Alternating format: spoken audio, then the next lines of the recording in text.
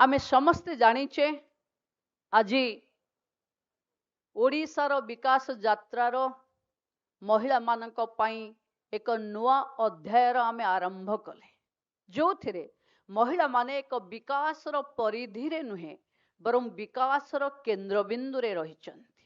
आमे आज जो प्लाटफॉर्म को उद्घाटन कले आमे एक प्लाटफॉर्म रो उद्घाटन कलेनी आमे आम महिला मानक पई आम महिलांक पाखे जो ज्ञान अच्छी ताकू एक सुजोग अपेक्षा थिला आमे ए प्लाटफॉर्म रे आम महिला मानकू से सुजोग को दबा। आमे आज एठार एक शक्तिशाली जातीय दृष्टिकोण सह जोड़ी होइछे।